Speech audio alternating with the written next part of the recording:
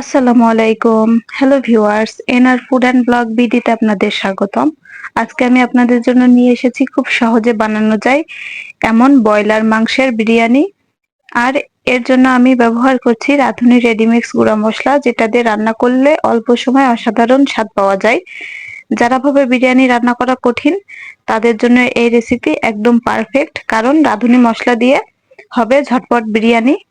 তো রেসিপিটি শুরু করা যাক। এজন্য আমি এখানে প্রথমে 2 কেজি পরিমাণ মাংস নিয়েছি। এখানে আমি ব্রয়লার মুরগির মাংস দিয়ে বিরিয়ানি তৈরি করে দেখাবো, এজন্য মাংসটিকে একটু ছোট সাইজ করে কেটে খুব ভালোভাবে ধুয়ে নিয়েছি। এবার মাংসগুলির ভেতরে 2 চামচ পরিমাণ লবণ দিয়ে এটাকে খুব সুন্দরভাবে হাতে মাখিয়ে নিয়ে এটাকে পানি ঝরাতে রেখে দেব। এরপর আমি এখানে বিরিয়ানিটি তৈরি করার জন্য পেঁয়াজ, রসুন ও আদা নিয়ে নিয়েছি, সাথে 2 রকমের বাদামও নিয়েছি। এবার এগুলিকে আমি কেটে নিব। এই তো, এগুলিকে কেটে নেওয়ার পরে এখন সমস্ত উপকরণগুলা শুধু পেঁয়াজ বাদে সবকিছুকে আমি বেটে নিয়েছি।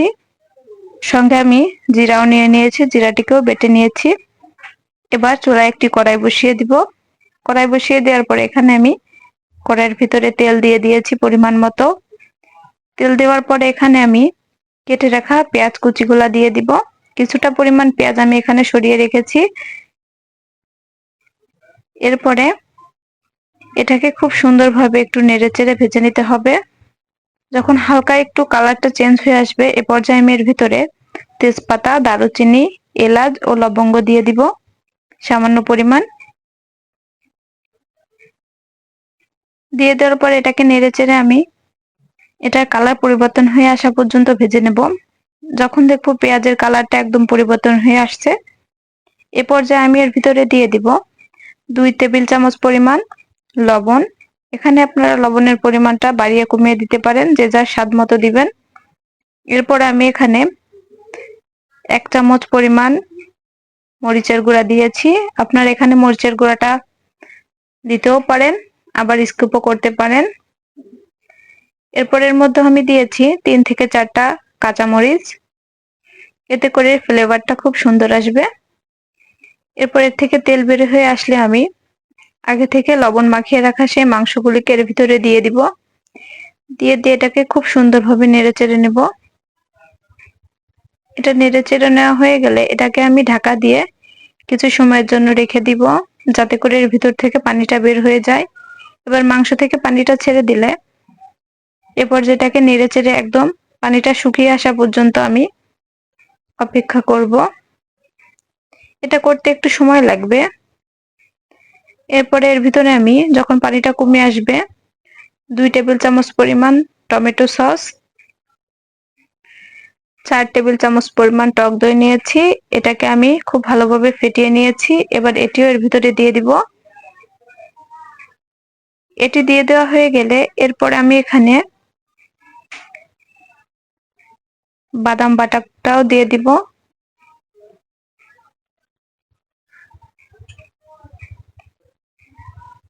বাদাম বাটা দিয়ে দেওয়ার পর এখানে আমি রেডিমিক্স রাঁধুনি গুঁড়া মশলা, এখানে আমি 5 টেবিল চামচ পরিমাণ নিয়েছি। এবার এটিকেও মাংসের ভিতরে দিয়ে দিব।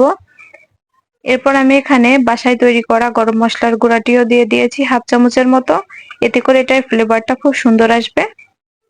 দিয়ে দেওয়ার পর এটাকে খুব সুন্দরভাবে হাতে নেড়ে চেড়ে নিব। নেড়ে নেওয়া হয়ে গেলে এটাকে ঢাকা দিয়ে কিছু সময়ের জন্য কষিয়ে নিব, এতে করে এটার ফ্লেভারটা যেমন ভালো আসবে এবং খেতেও অনেক সুন্দর লাগবে। এ পর্যায়ে যখন এটাকে খুব সুন্দরভাবে কষিয়ে নেওয়া হয়ে গেছে, এখন আমি ঢাকনা তুলে এটাকেও আবার খুব ভালোভাবে নেড়ে চেড়ে নিয়েছি। নেড়ে চেড়ে নেওয়ার পরে এর মধ্যে আমি আগে থেকে জাল করে রেখেছিলাম 1 কাপের মতো দুধ। দুধটাকে খুব ভালোভাবে আমি জাল করে গাঢ় করে নিয়েছি। এবার এই 1 কাপ দুধটা এর ভিতরে দিয়ে দিব। দিয়ে দেওয়ার পরে এটাকে ঢাকা দিয়ে আমি 5 মিনিটের মতো রান্না করে নেব। এখানে ব্রয়লার মুরগিটা রান্না করতে খুব একটা সময় লাগে না, তবে এটা যত আস্তে ধীরে রান্না করবেন এটা টেস্টটা ততটাই ভালো আসবে। এরপর যে এখানে আমি 2 থেকে 3 বার ঢাকনা তুলে নেড়ে নিয়েছি। এই তো যখন এটা থেকে একদম পানিটা শুকিয়ে আসবে এ পর্যায়ে মাংসটিকে আমি নামিয়ে রেখে দিব। এখানে আমি আজকে বিরিয়ানিটি রাইস কুকারে তৈরি করে দেখাবো। এজন্য আমি এখানে রাইস কুকারের হাঁড়িটি নিয়ে নিয়েছি। এবার এর ভিতরে আমি 1 কেজি পরিমাণ চালের জন্য এখানে আমি 8 কাপ পানি নিয়েছি। এবার পানি দিয়ে দেওয়ার পরে এর মধ্যে আমি সামান্য পরিমাণ তেল ও 3-4টা গোটা কাঁচামরিচ দিয়ে এটাকে গরম হওয়ার জন্য দিয়ে দিব। এরপরে চুলায় আমি আরেকটি কড়াই বসিয়ে নিয়েছি। এবার কড়াইয়ের ভিতরে পরিমাণ মতো তেল দিয়ে দিব। এরপরে আমি আগে থেকে কিছুটা পেঁয়াজ কুচি সরিয়ে রেখেছিলাম। এবার সেই পেঁয়াজ কুচিগুলা তেলের ভিতরে দিয়ে এটাকে একটু ভেজে নিব। ভেজে নেওয়ার পর এখানে আমি চাল দিয়ে দিব। এই চালটি আমি আগে থেকে প্রায় আধা ঘন্টার মতো ভিজিয়ে রেখেছিলাম। ভিজিয়ে রাখার পর এটাকে খুব ভালোভাবে পানি ঝরিয়ে নিয়েছি। এবার এটিকে খুব সুন্দরভাবে ভেজে নেব। এখানে চাল ভাজাটা যত সুন্দর হবে এখানে রান্নার পরেও ভাতটা তত ঝুরঝুরা থাকবে। যখন চালটা একদম সুন্দরভাবে ভাজা হয়ে গেছে এরপর আমি সেই আগে থেকে গরম করে রাখা পানির ভিতরে চালগুলিকে দিয়ে দিয়েছি। দিয়ে দেওয়ার পরে এখানে আমি কিছুটা কিশমিশ দিয়ে দেব। এখানে আমার বিরিয়ানির ভিতরে কিশমিশ দিলে বিরিয়ানির টেস্টটা খুব ভালো আসে। এরপরে চালটা যখন 80% সিদ্ধ হয়ে যাবে এরপর যেটাকে নামিয়ে নিয়ে এটাকে একটু নেড়ে চেড়ে এর ভিতরে আগে থেকে রান্না করে রাখা সেই মাংসগুলিকে দিয়ে দিব। মাংসগুলিকে দিয়ে দেওয়ার পরে এই চালের সঙ্গে মাংসটিকে খুব সুন্দরভাবে মাখিয়ে দিতে হবে।